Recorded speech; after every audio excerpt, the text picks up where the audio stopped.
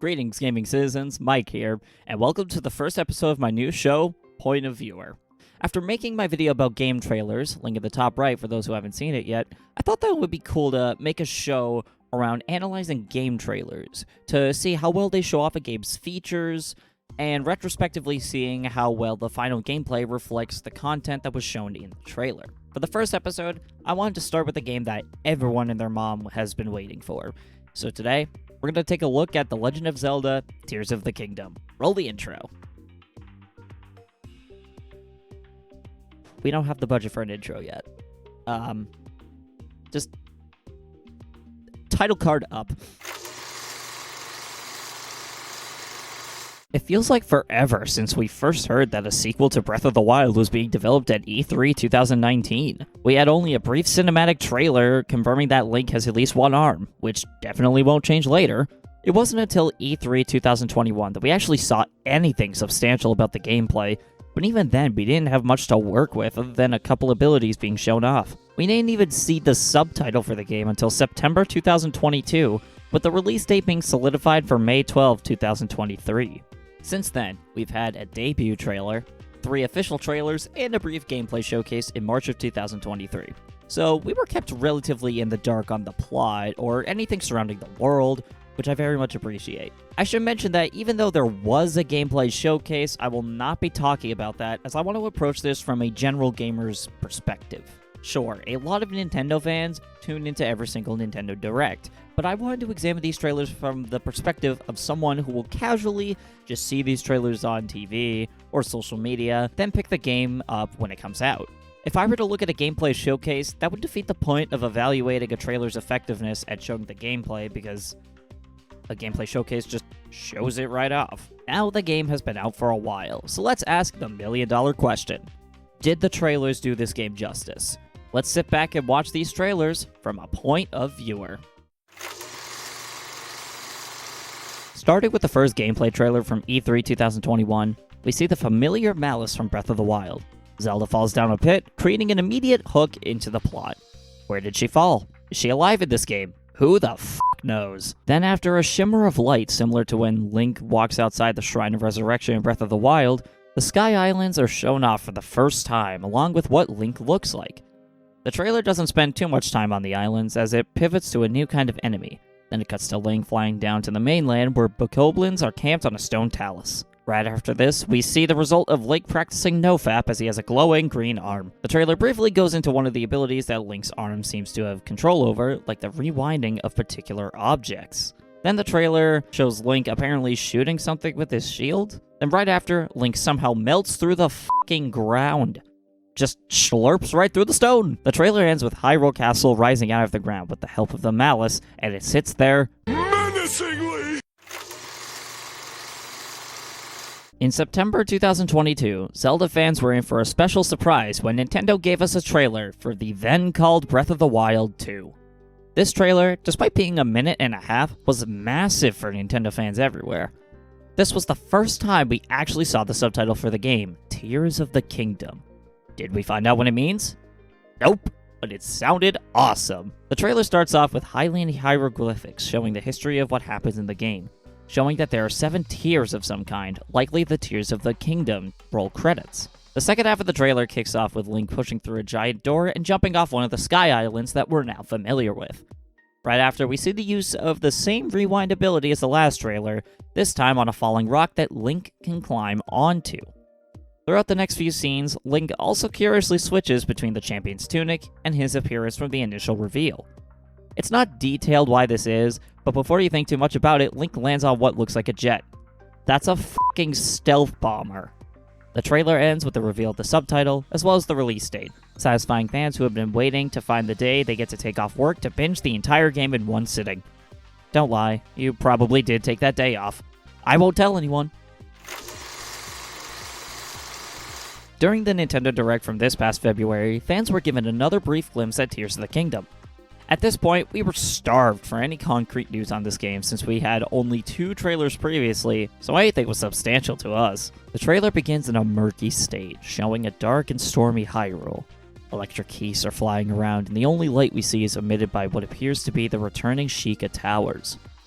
There are more cinematic shots of the Sky Islands, enemy camps, and other points of interest around the world like the Hylian Bridge. It's then revealed that it's the Blood Moon, indicating the cause of the dark atmosphere. As the Blood Moon grows brighter, the malice starts to fire off into Hyrule, leading to dynamic shots of Hyrule going into complete disarray. The trailer then starts moving between active shots of various enemies populating Hyrule, showing the ferocity of the world the player has been introduced to, as well as moving shots of Link traversing through the various biomes. During these shots, we get a brief glimpse of some new enemies, including a fast travel pad, sprouting guardian arms, and a fucking Minecraft-looking robot. After this, the trailer throws in some shots of new abilities and tools that Link has at his disposal, including homing arrows and the return of what looks like magnesis. I see Link also graduated from the Sonic the Hedgehog School of Rail Grinding, so that's pretty neat. There's also a bit of emphasis on Link's messed up arm, as well as what it can do.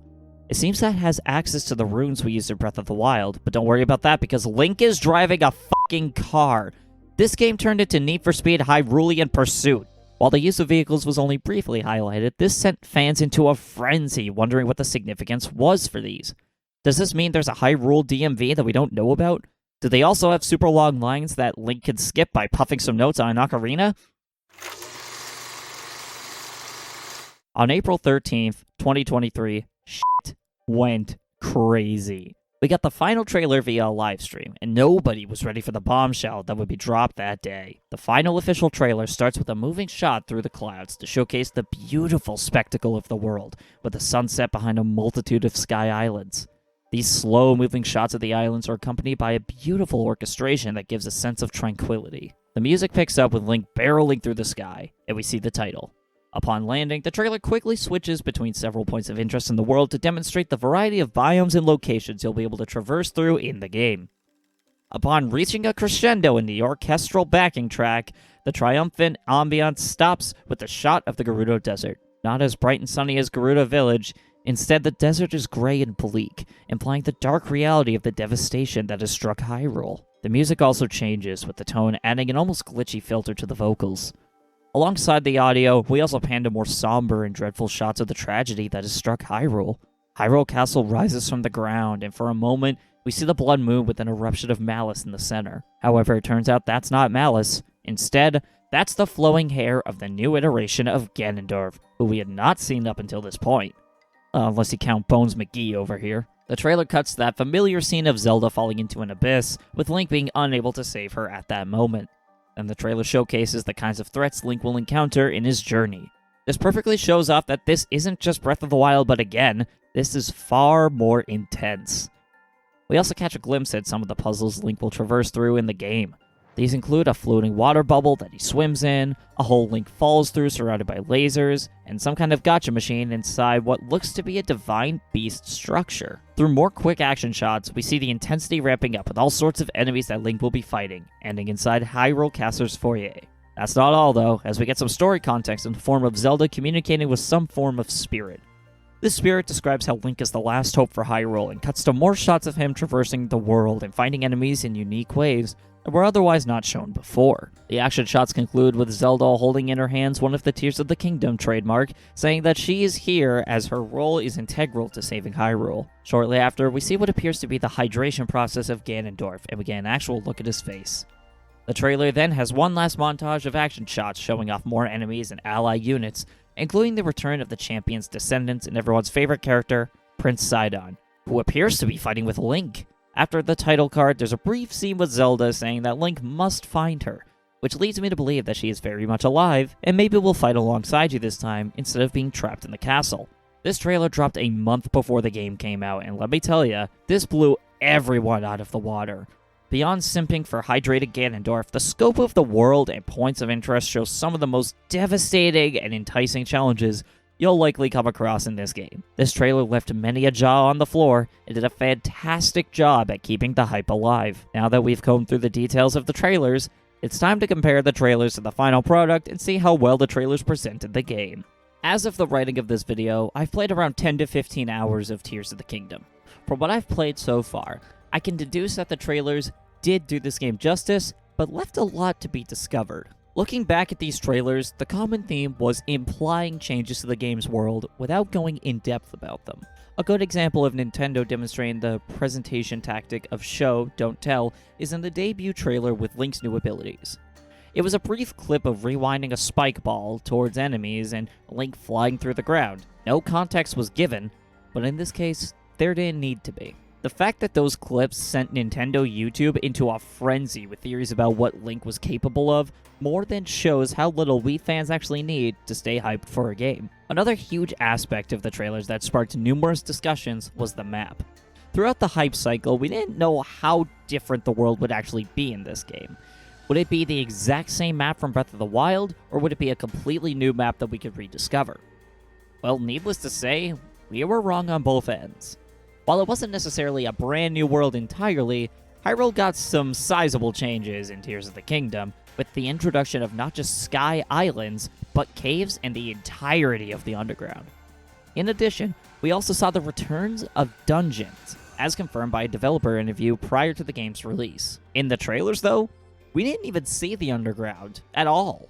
Even at preview events, Nintendo staff made sure nobody went inside dungeons, and to my knowledge, the chasms weren't even talked about before release in any capacity. One last thing that was present in the trailers were the various contraptions Link was seen using, now known as the Zonai devices. The fighter jet, the car, a flying platform, we had no clue how those played into the exploration of Hyrule, much less what they even were. The trailers for The Legend of Zelda Tears of the Kingdom harshly limited what we knew about the game going in, but showed just enough to satiate the hype from the community. Nintendo was able to achieve a balance between what viewers could see and what was left to be discovered, creating a sense of mystery among players upon release.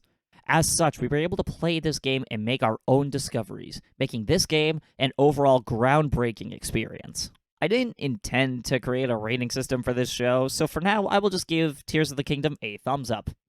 I don't believe in measuring experiences on a numerical scale, especially on an opinion-based show like this, so don't expect to see me dish out any 9 out of 10s anytime soon. Do you agree with my conclusion? Do you disagree? Share your thoughts in the comments down below.